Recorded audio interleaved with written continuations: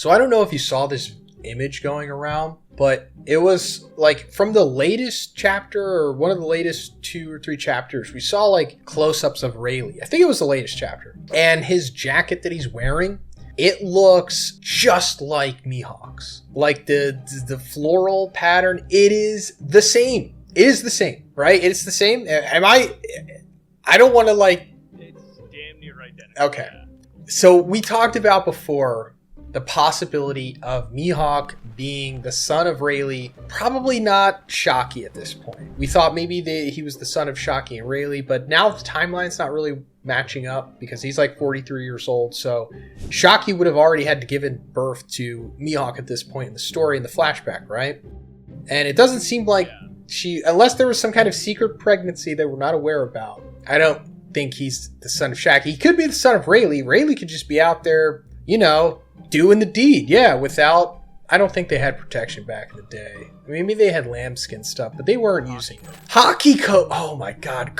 I wish we had hockey in real life. Anyway, that's besides the point. It seems like maybe he's not the son of Rayleigh or Shocky, because we also talked about how he's very likely to be a celestial dragon. At least that's what Dawn and Dust thinks. And I'm inclined to agree with them on nearly everything. And also it just seems cooler because, you know, I am holding that theory very close to me that he was a holy knight at some point, because it has to explain something about Mihawk. Because other than that, he's just some guy that came out of nowhere and he was the strongest.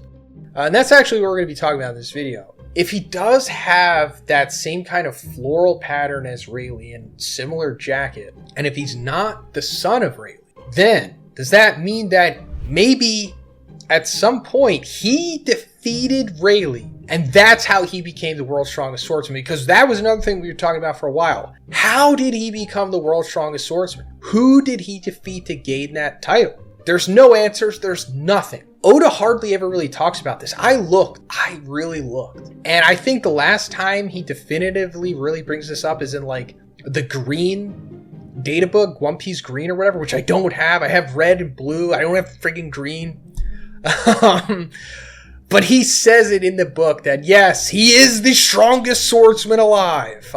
That's it, okay? Why? Did he defeat Rayleigh? Because at some point, I guess, maybe Rayleigh was the strongest swordsman alive. After Roger died, Shanks wasn't strong enough yet, I guess, and then Rox was dead. So, in theory, Rayleigh could have been the strongest at some point, right? Oh yeah, 100%. It's funny, I thought you were going to say, did he beat Rayleigh and take his shirt? I mean, maybe that too. They have the same pattern.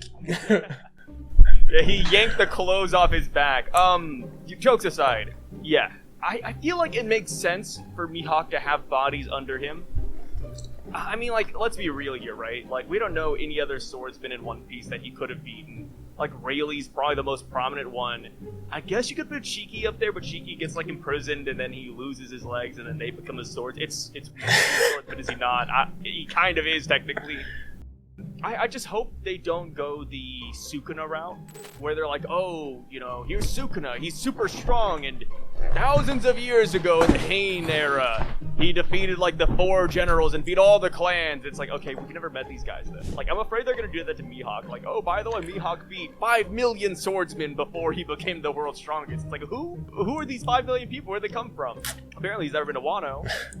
So, yeah, like, I really do hope he gets, like, one character under his belt that we've seen before. I think Rayleigh's a great example of a character that he could have defeated, because Rayleigh's like the one of the few like true blue swordsmen out there, right?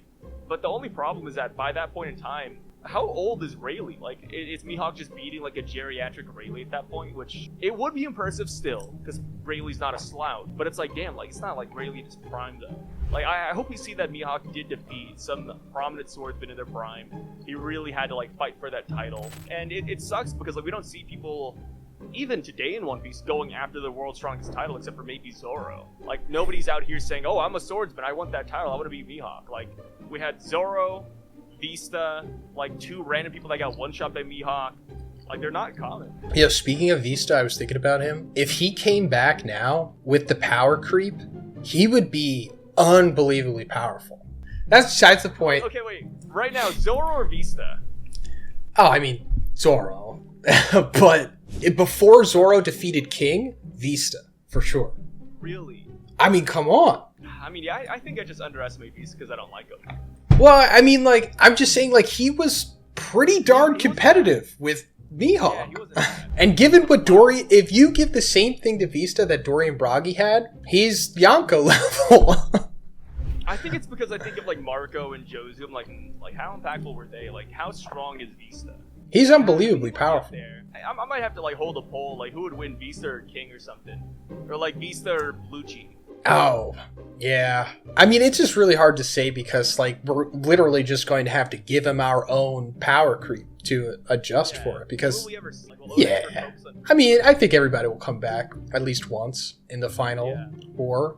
But yeah, like what you were saying with Mihawk, how it might be revealed that he just defeated X-Man. Because that's what happened with Ace, right? It turned out that he had defeated the father of Page 1 and...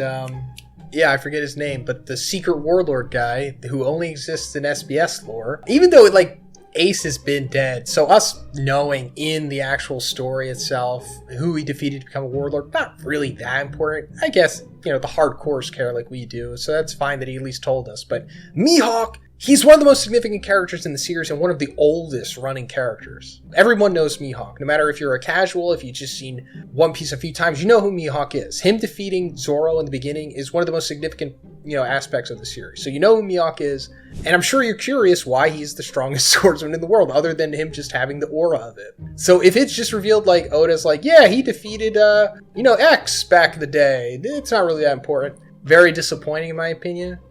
So him defeating Rayleigh, or at least somebody that we know of, would, I think, be satisfying. But as for him just randomly just taking the jacket from him after he defeats him, maybe it's not that. It's my design now. Yeah, I mean, maybe it's not just that. Maybe Rayleigh trained Mihawk. And, you know, once they trained enough, Rayleigh was like, okay, it's time to test you. And then, you know, Mihawk just beat him cleanly. And he was like, you're the strongest swordsman in the world. You have the title now. And then I guess Mihawk has, like, you know, that aesthetic as, like, representation of his master, possibly. Yeah, that could be it. Yeah, Mihawk, he seemingly grew up as an orphan. If he even is a celestial dragon, it looks like he had a really rough life. Apparently he also worked with the Marines for a certain amount of time, too. He was the Marine Hunter. Yeah, he was the Marine Hunter, but before that happened, in an SBS, Oda said that Mihawk was betrayed by the Marines, which I don't even know how that's possible. Like, why would you betray Mihawk? Like, what happened there? Did he say specifically the Marines betrayed him, or did he just say betrayed ambiguously? I think he said betrayed by the Marines. It was, they were talking about, like, Crocodile and Mihawk. The only reason I asked is I remember making the video about that when it was revealed, and I was trying to draw conclusions about, like, oh, Mihawk was an admiral, or Mihawk was something. Okay. So the question says, in chapter 1058, Crocodile mentioned that Mihawk was called the Marine Hunter in the past. Is it somehow related to the reason why Mihawk joined the Shishibukai? Oda says Mihawk is a person who holds a grudge against the Marines in the past and have experienced a great betrayal. Yeah. In a sense of solitude, he's just like Crocodile, who doesn't trust people, and there's a part of him that's getting tired with life. Being a member of the Seven Warlords means he won't be chased by the Marines. That way, he will have peace. So that's why he became a member. So yeah, it sounds like the Marines did betray him. Yeah. Indirectly, he is kind of saying that without directly saying it. Yeah. A grudge against the Marines. What the hell did they do to him? He was a holy knight, man. Maybe like they killed his village or something, or killed somebody he likes. I don't know. Yeah, I mean, it could go into his eyes. There's something going on with his eyes. It's probably something to do with that. Like, his eyes just aren't hereditary. I think his eyes are that way for a specific reason. It's not like Loki. Even though Loki's eyes have special meaning to them, but yeah, I mean, it could be like the Sharingan, just like after like the betrayal went crazy, kind of like Dao Denjiro. He just had like black hair. He looked like a normal dude, and then after Odin died, he screamed in like a cave for like a year. Walk out with blue hair, super jacked, different face. It's like, yeah, that could happen to me. That would be hilarious if that's what happened to him too. Just stress power up. Yeah. All right, guys. Let me know what you think. Do you think that Rayleigh and Mihawk have some kind of connection? They have to. They have to have something come on Was he his master? Did they fight? Why is Mihawk the world's strongest swordsman? I want to know. Tell me in the comments, canonically, why he is the world's strongest swordsman. Other than that, check out Sai's channel. Link in the description. Have a great day. See you in the next one, guys. Peace out. Peace out.